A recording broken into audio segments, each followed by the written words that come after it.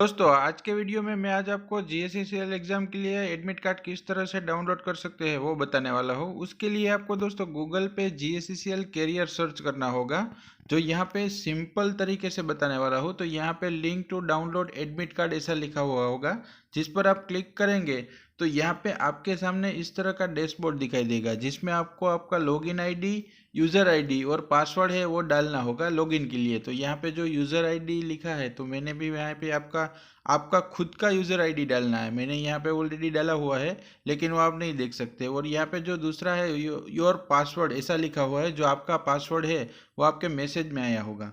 तो यहाँ पे जो पासवर्ड आप डालोगे उसके बाद जो दिखाई दे रहा है वो पासवर्ड प्रोटेक्टेड है, क्योंकि ये ब्लैंक इसीलिए स्क्रीन आ रही है क्योंकि आप पासवर्ड डालेंगे तो वो नहीं दिखाई देगा। उसके साथ ही यहाँ पे जो आपको बॉक्स में दिया हुआ है जो नंबर है, और नंबर भी है और अल्फ़ाबेट भी है। तो यहाँ पे जो आपको कैप्चा कोड दिखाई दे रहा है वो आपको यहाँ पे पुट करना है, तो जिसमें लिखा है JXPBKY8।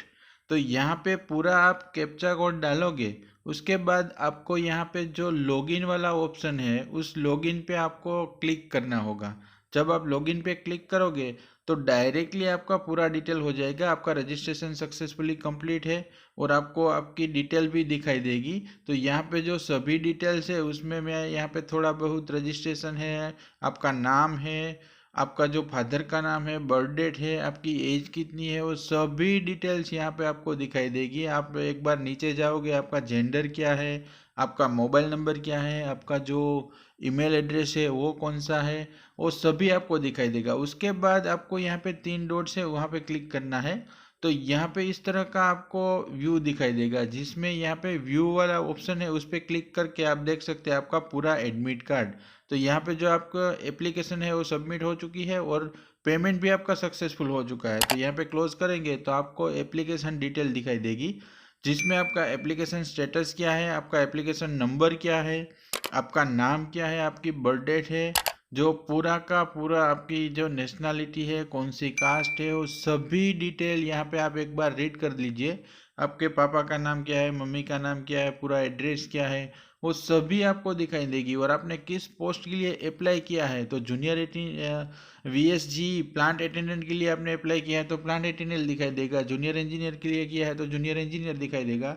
तो वो पूरी डिटेल दिखाई देगी। और यहाँ पे जो आप पूरी डिटेल एक बार देखेंगे, मैंने यहाँ पे हाइड करके रखी है क्योंकि उसका कोई मिसयूज़ ना कर सके, इसीलिए मैंने यहाँ पे हाइड करके दिखाई दी है। तो पूरा का पूरा डिटेल एक बार आप देख लीजिए। और आपका CGPA क्या है, कौन सी कॉलेज से आपने डिप्लोमा डिग्री किया हुआ है, वो सभी डिटेल्स आपको यहाँ पे एक बार आपको रीड करनी चाहिए। और जो आपने एग्ज़ाम सेंटर रखे हैं वो भी आपको प्रेफरेंस वाइज दिए गए हैं 1 2 3 4 5। तो पूरा का पूरा डिटेल देखेंगे तो अगर आपका जो ACBC का और कोई भी सर्टिफिकेट है तो वो भी आप यहाँ से पुट कर सकते हैं, जो कास्ट सर्टिफिकेट होगा वो। तो यहाँ पे आप डायरेक्टली ऊपर जाएंगे तो 3 डॉट में एडमिट कार्ड लिखा है, तो यहाँ पे एडमिट कार्ड पे क्लिक करेंगे तो GSCCL रिक्रूटमेंट फरवरी 2023 ऐसा दिखाई देगा।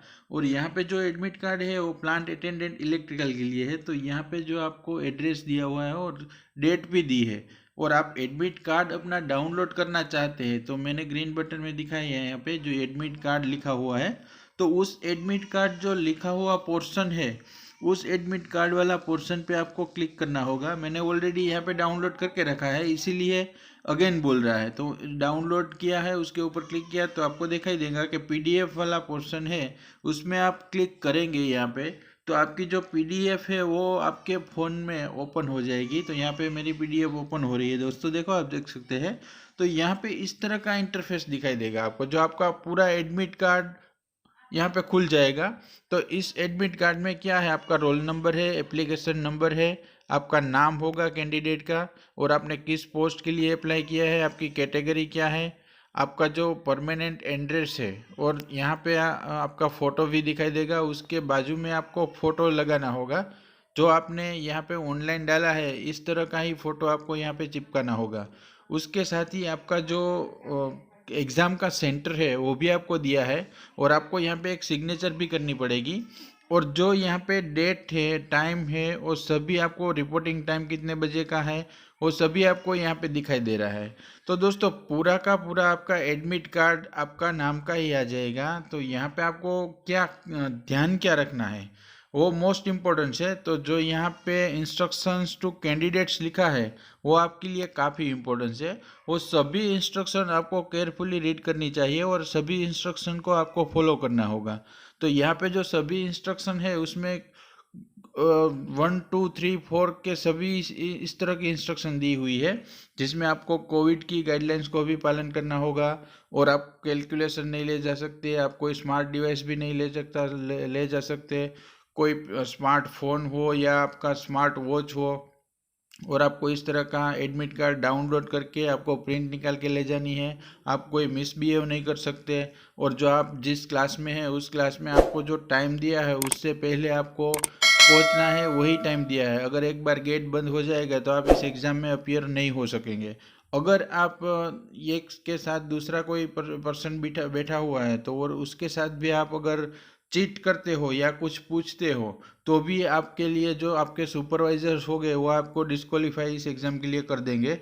वो सभी इस तरह की इंस्ट्रक्शन है वो आप देख सकते हैं आपके एडमिट कार्ड में ही लिखी हुई है। और यहाँ पे जो आपको एडमिट कार्ड के लिए मेन इम्पोर्टेंस है आपका जो एक डॉक्यूमेंट होना चाहिए, जो पान कार्ड है, आधार कार्ड है, पासपोर्ट है, उनमें से कोई भी एक डॉक्यूमेंट आपको साथ में ले जाना है। अगर आप नहीं ले जाएंगे तो आपको उसमें एंट्री नहीं करने देंगे, क्योंकि यहाँ पे जो आपका स्कूल का जो आई कार्ड होता है या कॉलेज का आई कार्ड होगा वो आपका वैलिड नहीं माना जाएगा। इसीलिए आपको पान कार्ड हो या फिर आपका जो आधार कार्ड हो या फिर आपके पास पासपोर्ट हो या फिर वोटर आईडी हो, उनमें से कोई भी आप ले जा सकते हैं, और लेकिन वो ओरिजिनल होना चाहिए। यहाँ पे जेरोक्स वाला नहीं चलेगा। तो ये सभी गाइडलाइंस को आपको फॉलो करनी पड़ेगी, और इस गाइडलाइन को आप फॉलो करेंगे तो आपको कोई दिक्कत नहीं होगी। और जो आपका टाइम है वो टाइम से पहले आधा घंटे या 1 आवर्स पहले आपको पहुंचना होगा। और जब तक आपको बोला ना जाए कि आपका आप क्लासरूम छोड़ दे, तभी से छोड़ने के लिए बोले तभी आपको उठ के जाना है, जो आपकी एग्ज़ाम कंप्लीट हो जाए उसके बाद।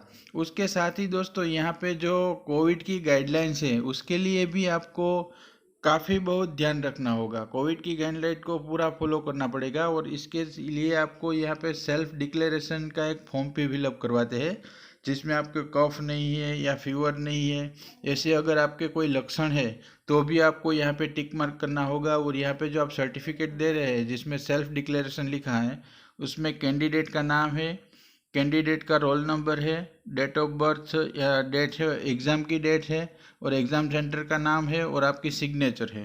क्योंकि वो कोविड के लिए आप सभी जानते हैं कोविड में काफ़ी सारी दिक्कत हुई थी, और एक एक से दूसरे को भी कोविड हो सकता है, तो वो सब न हो इसीलिए आपको यहाँ पे एक फॉर्म भी फिलअप करवा रहे हैं। आपका खुद का सेल्फ डिक्लेरेशन है।